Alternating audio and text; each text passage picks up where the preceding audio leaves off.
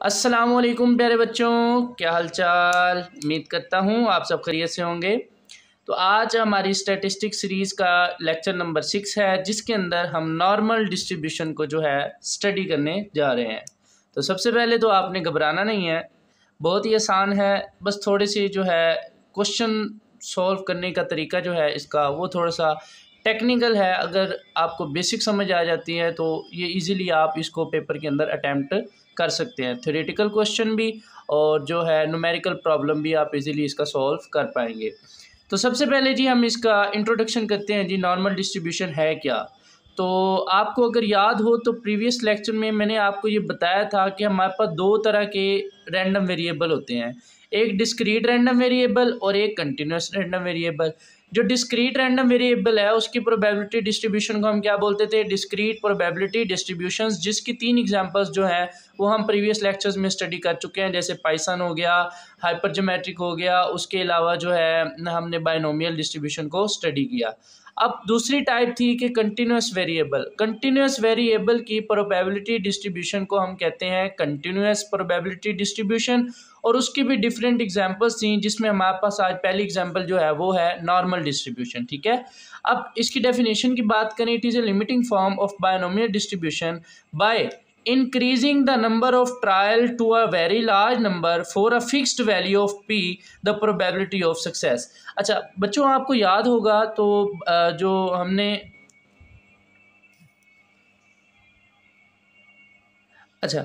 आपको याद होगा हमने जो लास्ट पाइथन डिस्ट्रीब्यूशन पढ़ी थी उसमें हमने क्या कहा था कि वो भी बायनोमियल डिस्ट्रीब्यूशन की लिमिटिंग फॉर्म है। ठीक है, लेकिन उसमें हम क्या करते थे, नंबर ऑफ ट्रायल्स को वेरी लार्ज कर देते थे अप टू इन्फिनिटी, और जो प्रोबेबिलिटी ऑफ सक्सेस थी यानी वैल्यू ऑफ पी थी वो हम बहुत स्मॉल कर देते थे अप टू द ज़ीरो। ठीक है, ये भी लिमिटिंग फॉर्म है बायनोमियल डिस्ट्रीब्यूशन की, लेकिन इसमें आपने क्या करना है, नंबर ऑफ ट्रायल्स तो इंक्रीज करेंगे, ये बढ़ेंगे, लेकिन जो पी की वैल्यू है वो क्या रहेगी, फिक्स रहेगी। तो ये डिफरेंस है पाइथन और नॉर्मल डिस्ट्रीब्यूशन में। इस तरीके से आपकी जो है पाइथन भी रिवाइज हो जाएगी अगर आप इसको डिफरेंस के तौर पे तैयार करते हैं। दोनों लिमिटिंग फॉर्म है बायनोमियल डिस्ट्रीब्यूशन की। फ़र्क ये है कि इसमें भी आपने नंबर ऑफ ट्रायल्स को इंक्रीज करना है, उसमें भी करना है, लेकिन वहाँ पे हम वैल्यू ऑफ पी को संभाल करते हैं, लेकिन यहाँ पर वैल्यू ऑफ पी जो है वो क्या होगी, फिक्स होगी। ठीक है बच्चों, नेक्स्ट है जी, इसके प्रोबेबिलिटी डेंसिटी फंक्शन की बात करें या फार्मूला की बात करें तो वो कुछ इस तरीके से है, F of X is equal to 1/(() sigma 2 under root. ठीक है, उसके बाद e की power -1/2 x minus mu over sigma का स्केयर। ठीक है, इसको हम कहते हैं equation of normal distribution curve. Equation of normal distribution curve, ये याद रखना है, आगे क्वेश्चन में मैं आपको सोल्व करवाऊंगा। तो इस इक्वेशन को आपने अच्छे तरीके से याद रखना है, 1/(() 2 अंडर रूट e की power -1/2 x minus mu over sigma का स्केयर। यहाँ पर जो x है वो इन पॉजिटिव इन्फिनिटी से स्मॉल होगा और माइनस इन्फिनिटी से जो है वो दोनों से क्या होगा, स्मॉल, और जो सिग्मा है वो हमेशा 0 से क्या होगा, बड़ा। सिग्मा की वैल्यू क्या होगी, हमेशा 0 से बड़ी होगी, और सिग्मा आपको पता है क्या है, स्टैंडर्ड डेविएशन। ठीक है, हमने पहले पढ़ा हुआ है, आपने बेसिक्स पढ़ी हुई हैं। मीन को आप म्यू से जाहिर करते हो, वेरिएंस को आप सिग्मा स्केयर से जाहिर करते हो, और इसका अगर अंडर रूट ले लो यानी सिग्मा ले लो, उसे आप क्या बोलते हो, स्टैंडर्ड डेविएशन। और यही दोनों जो है मीन और स्टैंडर्ड डेविएशन, यही एक्चुअली हमारे पास नॉर्मल डिस्ट्रीब्यूशन के पैरामीटर्स भी होते हैं। आपने जितनी भी 4 डिस्ट्रीब्यूशन अभी तक पढ़ ली हैं, ठीक है, आपने उनकी डेफिनेशन को अच्छे तरीके से याद करना है। दूसरी बात कि ये कौन सी प्रोबेबिलिटी है, डिस्क्रीट है, ये कंटिन्यूस। तीसरी बात, उसका आपने प्रोबेबिलिटी डेंसिटी फंक्शन का फार्मूला याद करना है। और चौथी इंपॉर्टेंट बात, आपने उनके पैरामीटर्स को अच्छे तरीके से याद करना है, इसके पैरामीटर कौन से हैं और उसके पैरामीटर कौन से हैं। तो ये मैंने आपको पहले बता दिया स्टार्टिंग में, it is a continuous probability distribution. तो नेक्स्ट हम इसके पैरामीटर्स की बात करते हैं। वही 2 पैरामीटर्स हैं इसके, मीन और स्टैंडर्ड डेविएशन, जिसे हम सिग्मा से डिनोट करते हैं। नेक्स्ट जी, standard normal distribution, very important short question है। ठीक है, और एग्जामिनेशन पॉइंट ऑफ व्यू से कि स्टैंडर्ड नॉर्मल डिस्ट्रीब्यूशन कहता है जी, at the normal distribution which has 0 mean and unity variance is called standard normal distribution. कि ऐसी नॉर्मल डिस्ट्रीब्यूशन जिसकी मीन की वैल्यू कितनी हो, 0 हो, और वेरिएंस की वैल्यू कितनी हो, यूनिटी यूनिटी हो, ठीक है, यानी 1 हो। ये याद रखना है आपने इस बात को, स्टैंडर्ड नॉर्मल डेविएशन को, ये आगे हमने क्वेश्चन के अंदर भी इंप्लीमेंट करना है इसको, ठीक है। तो अगर किसी नॉर्मल डिस्ट्रीब्यूशन में मीन की वैल्यू 0 हो और वेरिएंस की वैल्यू यूनिटी हो तो उसे हम क्या बोलते हैं, स्टैंडर्ड नॉर्मल डिस्ट्रीब्यूशन, ठीक है। अब random variable used for normal standard distribution is denoted by Z which is given as, Z का फार्मूला है जी हमारे पास x minus mu over sigma. इसको जो है आप पल्ले बांध लें, अपने ज़हन के अंदर बिठा लें, क्योंकि सारे क्वेश्चन आपने इसी फार्मूले के तहत हल करने हैं। ये फार्मूला आपको नहीं आता, समझे, आपसे कोई क्वेश्चन भी नहीं होगा। अब एक बात और याद करनी है आपने यहाँ पे कि पहली बात कि स्टैंडर्ड नॉर्मल डिस्ट्रीब्यूशन क्या होती है, ऐसी नॉर्मल डिस्ट्रीब्यूशन जिसका मीन 0 और जो वेरिएंस क्या हो 1 हो, यानी म्यू वैल्यू कितनी हो 0 और सिग्मा की वैल्यू कितनी हो 1, ऐसी नॉर्मल डिस्ट्रीब्यूशन को आप क्या बोलते हो, स्टैंडर्ड नॉर्मल डिस्ट्रीब्यूशन। और इसके जो रैंडम वेरिएबल जो इस स्टैंडर्ड नॉर्मल डिस्ट्रीब्यूशन को रिप्रेजेंट करता है उसे हम क्या कहते हैं, जी, और जी का फार्मूला क्या होता है, x minus mu over sigma. आपको जो क्वेश्चन है ना उसमें वैल्यूज दी जाएंगी x में, किस में दी जाएंगी, x में, और आपने उसको जी की वैल्यू में कन्वर्ट करना है, क्योंकि आगे मैं आपको बताता हूँ क्यों करते हैं, ठीक है। तो x में आपको वैल्यूज दी जाएंगी और उसको आप जी में जब कन्वर्ट करेंगे उसके लिए आपने ये फार्मूला लगाना है, जी बराबर है x minus mu over sigma, x minus mu over sigma. Next हम बात करते हैं प्रॉपर्टीज ऑफ नॉर्मल डिस्ट्रीब्यूशन, ठीक है। थ्योरेटिकल अगर क्वेश्चन लॉन्ग आता है तो बहुत ज़्यादा चांसेस हैं इसकी प्रॉपर्टीज़ के आने के। तो it is a symmetrical distribution, पहली बात कि सिमेट्रिकल है, आप सिमेट्री पढ़ चुके हैं, सिमेट्री एंड कर्टोसिस वगैरह।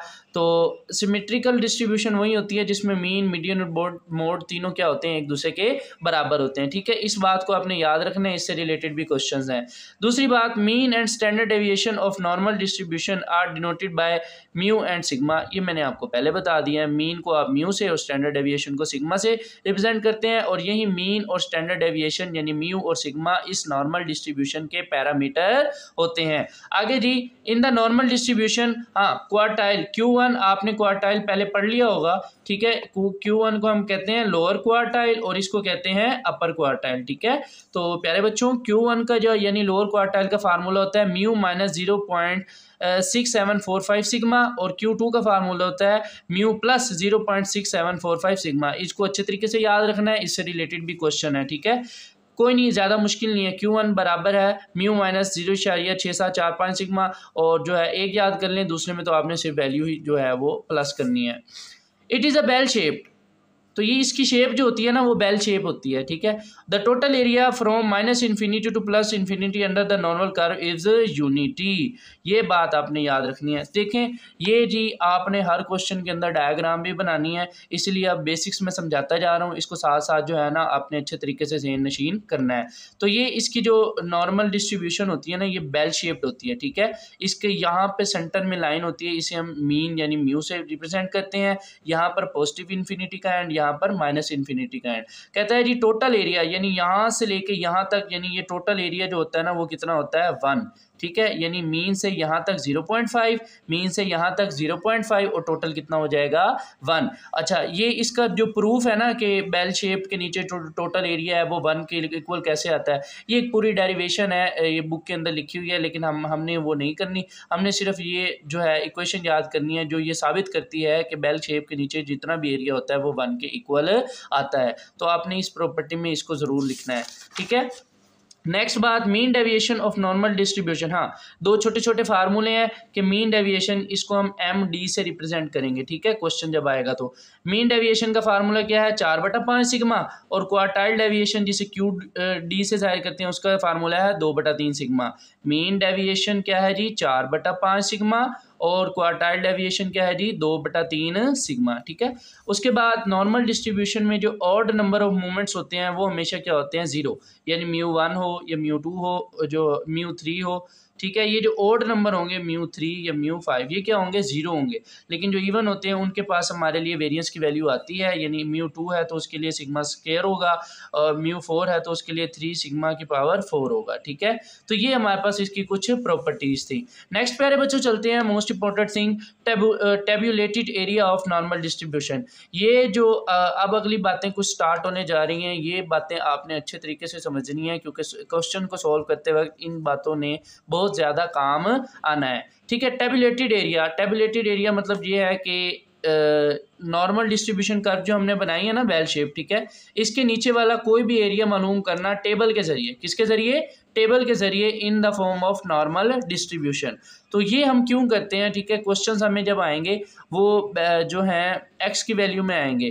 कहता है जी to use the table of areas for standard normal distribution the values of the random variable X in any problem are change to the values of the standard normal variable Z and the desire probabilities are obtained from the table. अच्छा, अभी मेरे पास वो print है नहीं, मैंने कोशिश तो पूरी की थी मुझे प्रिंट मिल जाता, लेकिन मैं आपको जो है उसका PDF लिंक लाजमी दूंगा डिस्क्रिप्शन में वीडियो के, आप उस टेबल को भी डाउनलोड कर लीजिएगा। ठीक है, बहुत ही सिंपल है, उससे वैल्यूज़ को देखना। अगर ना समझ आए तो फिर मैं जो है जैसे मुझे प्रिंट मिलेगा तो मैं जल्द से जल्द उसके ऊपर एक छोटी सी वीडियो बना दूंगा वैल्यू देखने की। लेकिन आई होप अगर आप जो है इजीली उससे टेबल से जो है वैल्यू को देख सकते हैं। तो समझने की बात ये है कि एक्चुअली हमें जो नॉर्मल डिस्ट्रीब्यूशन में क्वेश्चंस हैं वो हमने एक टेबल के थ्रू हल करने होते हैं और उस टेबल में जो है जी की प्रोबेबिलिटीज़ की वैल्यू दी गई होती हैं। ठीक है, तो क्वेश्चन में हमें वैल्यू एक्स वेरिएबल के तौर पे मिलती हैं और आंसर हमने निकालना होता है जी की वैल्यूज़ में। तो पहले हम क्या करते हैं, एक्स वैल्यूज़ को जी में कन्वर्ट करेंगे।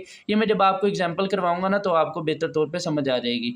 तो पहला स्टेप आपने क्या करना होता है, एक्स की वैल्यूज़ को जी में कन्वर्ट करना है और फिर जी की जो वैल्यूज़ आनी है आपने उनको उस टेबल के अंदर देखना है, एरिया टेबल में जो वैल्यूज़ हैं, और वहाँ से आप उसकी वैल्यू निकालेंगे और अपना आंसर जो है वो निकाल लेंगे ईजिली। ठीक है, वो कहता है मिसाल के तौर पर आपको एक प्रोबेबिलिटी दी है एक्स की, ठीक है, यानी एक्स जो है वो ए से बड़ा है और बी से छोटा है। तो हम क्या करेंगे, एक्स को जी में चेंज करेंगे। कैसे करेंगे, देखो जी, प्रोबेबिलिटी ऑफ एक्स ये आपने वहाँ पे लिखनी है, ये क्वेश्चन, ये मेथड आपने अच्छी तरीके से समझना है। ठीक है, तो मेरे पास जी का फार्मूला क्या था, x minus mu over sigma, यही फार्मूला था। ठीक है जी, तो एक्स जो है वो ए से के बराबर है या उससे बड़ा है और बी के बराबर है या उससे छोटा है। तो इसको जब आप जी में कन्वर्ट करेंगे ना तो कैसे लिखेंगे, तो देखो मैंने क्या करना था, एक्स की वैल्यू को जी में कन्वर्ट करना था। पहली एक्स की वैल्यू क्या है, ए, ठीक है, यानी ऐसे लेट सपोज करना है कि एक्स बराबर है ए। तो जब ए को आपने जी में कन्वर्ट करना है तो यहाँ पे एक्स की जगह आप क्या लिखोगे, ए माइनस म्यू ओवर सिग्मा। तो मैंने लिख दिया ए माइनस म्यू ओवर सिग्मा। ठीक है, अब एक्स को आपने जी में कन्वर्ट करना था, जब एक्स को जी में कन्वर्ट करते हैं तो क्या फार्मूला लगाते हैं, x minus mu over sigma. मैंने क्या लिख दिया, x minus mu over sigma. ठीक है, उसके बाद बी है, एक्स की दूसरी वैल्यू कौन सी है, बी। इसको जब आपने जी में कन्वर्ट करना है तो उसके लिए देखो एक्स की जगह आप क्या लिखोगे, B, B minus mu over sigma, B minus mu over sigma. परेशान नहीं होना, ये जब सवाल करेंगे ना आपको आराम से बेहतर तरीके से समझ आ जाएगी कि ये हो क्या रहा है। ठीक है, तो आई होप यहाँ पे भी समझ आ रही होगी। तो आपने क्या किया जी, probability of a minus mu over sigma, ठीक है, ये छोटा है या बराबर है। अब ये x minus mu over sigma किसके बराबर होता है, जी के, तो मैंने यहाँ जी लिख दिया, और B minus mu over sigma. आपने हर सवाल में ऐसे ही करना होता है, एक्स की वैल्यू यहाँ पे लेट्स सपोज 5 और यहाँ पे 36 दी गई होगी। ठीक है, पहले आपने 5 माइनस म्यू और सिग्मा की वैल्यूज़ दी होंगी, वो डाल के आपने जी की वैल्यू निकाल लेनी है। इसी तरीके से यहाँ पे अगर 36 है तो 36 माइनस म्यू और सिग्मा की वैल्यू डालेंगे तो यहाँ पे वैल्यू आ जाएगी, तो आपने उसको जी की फॉर्म में लिख लेना है। ठीक है, a minus mu over sigma and b minus mu over sigma are the two values of standard normal variable z। तो ये उस z की क्या है हमारे पास वैल्यूज हैं। ठीक है, अब जी नेक्स्ट जो है क्वेश्चन को समझने के लिए जो आपने z को x की वैल्यू को z में जो कन्वर्ट करना है उसके लिए ना आपको एरिया टेबल के लिए वैल्यूज़ निकालना आना चाहिए। उसके लिए मैं आपको 4 से 5 जो है वो मेन एग्जांपल्स करवा देता हूँ। ठीक है, जब हम आगे फर्दर क्वेश्चन करेंगे तो आपको इजीली जो है वो आसानी हो जाएगी कि आपने इसका एरिया कैसे फाउंड करना है। तो पहली बात आपने ये ज़हन में रखनी है कि जब भी हम एरिया टेबल में जी की किसी भी वैल्यू को देखेंगे तो वो अपने से लेकर जी बराबर है 0 तक का एरिया बताती है। सिंपल सी एग्जाम्पल मैं देता हूँ, ये हमारे पास जी ये, ठीक है, ये एक जी बेल शेप्ड एरिया, यहाँ पर आपका होता है जी बराबर है 0, ये प्लस इन्फिनिटी और ये माइनस इन्फिनिटी। लेट्स सपोज मेरे पास थी जी 1.2, ये मैंने लिख दिया जी 1.2। ठीक होगी बात। वो कहता है कि अब मैं अगर इस 1.2 की वैल्यू को जब मैं एरिया टेबल के अंदर देखूंगा, जब मैं इस 1.2 की वैल्यू को एरिया टेबल में देखूंगा तो ये वैल्यू अपने से लेकर जी तक का एरिया बताती है। बात पल्ले पड़ी को नहीं पड़ी कि जब भी हम एरिया टेबल में जी की किसी भी वैल्यू को देखेंगे तो वो अपने से लेकर जी बराबर है 0 तक का एरिया बताती है। इसी तरीके से अगर मैं यहाँ पे करूँ -2.5, लेट्स सपोज यहाँ पे था, तो अगर मैं 2.5 की वैल्यू एरिया टेबल में जब देखूंगा ना तो वो मुझे 2.5 से लेकर 0 z बराबर है 0 तक का एरिया बताती है। क्लियर होगी बात? चलें एग्जाम्पल करते हैं, आपको अच्छे तरीके से समझ आएगी। तो प्रोबेबिलिटी है जी, कहता है जी जी जो है वो 0 से बड़ा है या उसके बराबर है और 1.20 से जो है वो छोटा है या उसके बराबर है। ठीक है, तो ये मैंने बेल शेप्ड बनाई। ठीक है, जी बराबर है 0 लिखा और जी जो है किससे छोटा है 1.20 से। अब ये पॉजिटिव वैल्यू है, ये यहाँ पे आएगी 1.20। तो मैंने आपको क्या कहा था कि जो जी की वैल्यू जब भी हम एरिया टेबल में, अब देखें ना 1.20 का हमने जो है वो निकालना है वैल्यू, जब हम एरिया टेबल में देखेंगे ये हमें क्या बताएगी, ये अपने से लेके जी बराबर है 0 तक का एरिया बताएगी। तो जब हम इसको एरिया टेबल के अंदर देखते हैं ना उसकी वैल्यू है 0.3849। तो इसका आंसर जो है वो हमारे पास क्या आता है 0.3849। ठीक है, नेक्स्ट प्यारे बच्चों हमारे पास जो क्वेश्चन है वो जी की वैल्यू जो है वो 0 से छोटी है और -1.65 से क्या है बड़ी है। तो आपने सबसे पहले ये कर्व बना लेनी है, उसके बाद आप यहाँ सेंटर में जी बराबर है 0, तो -1.65 है, तो लेट्स सपोज मैं कहता हूँ यहाँ पर -1.65 आ गया। ठीक है, अब आप देखो ना जी जो है वो 0 से छोटा है, माइनस में जाए ना तो 0 से छोटी होती जाती है वैल्यू। ठीक है, और -1.65 से बड़ा है, तो यानी यहाँ से लेके यहाँ तक का एरिया जो है इसकी वैल्यू हमें चाहिए। तो वो हमें कौन बताएगा -1.65। जब हम इसे एरिया टेबल में देखेंगे ये अपने से लेकर जी तक का, जी बराबर है 0 तक का एरिया हमें बताएगी। और एरिया टेबल में इसकी वैल्यू जो है प्यारे बच्चों वो क्या आती है जी 0.4505। इसी तरीके से अगर नेक्स्ट क्वेश्चन है जी की वैल्यू जो है वो क्या है जी 0.6 से बड़ी है, 0.6 से बड़ी है और 1.67 से क्या है छोटी है। तो पहले आप देखें दोनों पॉजिटिव है ना, पहले आप 0.6 की लाइन लगाएंगे, उसके बाद क्या लगाएंगे 1.67 की लाइन लगाएंगे। ठीक है, तो जी जो है वो 0.6 से बड़ा है और 1.67 से छोटा है। तो आपको ये वाला एरिया चाहिए। अब ये वाला एरिया आप कैसे निकालोगे? ठीक है, आप क्या करोगे, सबसे पहले 1.67 की वैल्यू जो है वो एरिया टेबल में देखोगे और आपको पता है जो वैल्यू आप एरिया टेबल में देखते हो वो अपने से लेकर जी बराबर है 0 तक का एरिया बताएगी। लेट्स सपोज 1.67 की वैल्यू जो है ना वो बी है, यानी वो यहाँ से यहाँ तक का एरिया बता रही है। इसी तरीके से आप 0.6 की वैल्यू देखोगे एरिया टेबल में, वो यहाँ से लेके यहाँ तक है, वो लेट्स सपोज ए है। तो अगर आपने ये एरिया निकालना है तो इसका जो आंसर आएगा उसमें से इसका जो आंसर आएगा इसे आप माइनस कर दो, यानी b - a कर दो, तो आपके पास ये आंसर आ जाएगा। ठीक है, नेक्स्ट ये है कि z की वैल्यू जो है 2.18 से छोटी है और -1.30 से क्या है बड़ी है। तो सबसे पहले आप ये कर्व बनाएंगे, पॉजिटिव इन्फिनिटी -इन्फिनिटी, सेंटर में जी बराबर है 0। ठीक है, तो प्यारे बच्चों अगर आप देखो कहता है 2.18 से छोटी है, तो यहाँ पे आएगी 2.18 की लाइन। ठीक है, और -1.30 यानी यहाँ पर आएगी -1.30, यानी ये माइनस साइन इंडिकेट कर रहा है कि ये जो है ना यहाँ पर माइनस लिखने की ज़रूरत नहीं है। ठीक है, तो ये क्या है जी -1.30 से बड़ा है और 2.18 से छोटा है। तो 1.30 से बड़ा यानी इस तरफ जाएगा और 2.18 से छोटा यानी इस तरफ आएगा। तो आपको टोटल ये वाला एरिया चाहिए। तो इसके लिए सिंपल है, आप एरिया टेबल में 2.18 की वैल्यू देखो, ठीक है, और एरिया टेबल में 1.30 की वैल्यू देखो और उन दोनों को जमा कर दो, आपके पास आंसर आ जाएगा। ठीक होगी बात? तो आप क्या करोगे a + b, तो एक वैल्यू जो आएगी 1.30 की वैल्यू है 0.4032 और 2.18 की वैल्यू जो है 0.4854, इन दोनों को आप जमा करोगे तो 0.8886 आपका आंसर आ जाएगा। ठीक है, तो नेक्स्ट क्वेश्चन है जी प्यारे बच्चों, जी की वैल्यू जो है वो -1.96 से बड़ी है और 0.84 से -0.84 से छोटी है। तो सबसे पहले z बराबर है 0, तो पहले आएगा -0.84 और उसके बाद क्या आएगा 1.96। आपको पता है माइनस में जो बड़ी वैल्यू होती है वो क्या होती है, छोटी होती है। इसलिए देखें ना z की वैल्यू जो है 1.96 से तो बड़ी है, लेकिन 0.84 से क्या है, छोटी। यानी 0.84 से छोटी का मतलब ये है कि आप इससे आगे बढ़ रहे हैं, ठीक है ना। माइनस में जो बड़ी वैल्यू होती है वो क्या होती है, छोटी होती है। तो 0.84 से जो है जी की वैल्यू छोटी है, मतलब जी की वैल्यू 0.84 से आगे की तरफ जा रही है, ठीक है, क्योंकि आगे जाएगी तो वो छोटी होती जाएगी। और जी की वैल्यू -1.96 से बड़ी है, तो 1.96 से बड़ी होने का मतलब है वैल्यू इस तरफ आ रही है, क्योंकि माइनस में जो छोटी होती है वो बड़ी होती है। तो इसलिए हमें यहाँ पर ये वाला एरिया चाहिए। और ये वाला एरिया कैसे निकलेगा, आप बहुत जो है अक्लमंद हैं, आपको पता है। यहाँ से पहले आप 1.96 को एरिया टेबल में देखो, वो क्या करेगा, यहाँ से लेके z बराबर है 0 का एरिया बता देगा। फिर आप 0.84 की वैल्यू एरिया टेबल में देखो, वो क्या करेगा, वो अपने से लेके z बराबर है 0 तक का एरिया बता देगा। फिर आपने उन दोनों को माइनस कर देना है, यानी b में से ये माइनस करेंगे, ये वाला माइनस हो जाएगा और ये वाला आपके पास आंसर आ जाएगा।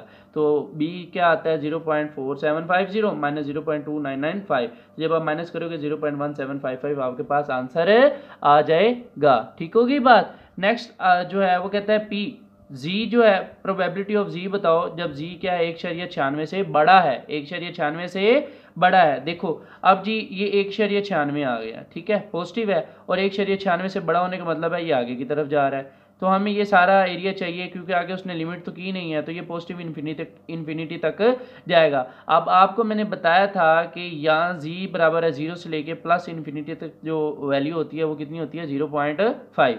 अब देखो आपने ये वाला एरिया निकालना है। ये वाला एरिया आप कैसे निकालोगे, आप क्या करोगे, यहाँ से यहाँ तक तो 0.5 है, ठीक है। आप इसकी वैल्यू देखोगे एरिया टेबल में 1.96 की, ये अपने से लेके यहाँ तक का एरिया हमें बताएगा। आप 0.5 में से इसकी जो वैल्यू आती है, यानी ये एरिया माइनस कर दो तो आपके पास ये वाला आ जाएगा। तो मैं लिखता हूँ 0.5 माइनस जब 1.96 की वैल्यू आप एरिया टेबल में देखते हैं वो क्या आती है 0.474। जब आप इसे माइनस करेंगे तो ये आंसर आपके पास आ जाएगा। इसी तरीके से probability of Z smaller than -2.15 है, ठीक है। अब ये -2.15 क्योंकि माइनस है तो लेफ्ट साइड पे आएगा। अब स्मॉलर है, 2.15 से छोटा होने का मतलब ये है कि देखो वैल्यू 2.15 से बढ़ी जा रही है, क्योंकि आप जानते हैं माइनस में जो वैल्यू बड़ी होती है वो छोटी होती है। तो जी छोटा है -2.15 से, लिमिट नहीं लगाए तो यानी ये इन्फिनिटी तक उससे छोटा होता जा रहा है। तो सेम उसी तरीके से आप इसकी वैल्यू निकाल लो एरिया टेबल में। तो यहाँ से यहाँ तक तो 0.5 है b, उसमें से आप ये जो आंसर आएगा उसको माइनस कर देंगे तो आपके पास इसका आंसर भी आ जाएगा। ठीक हो गई बात।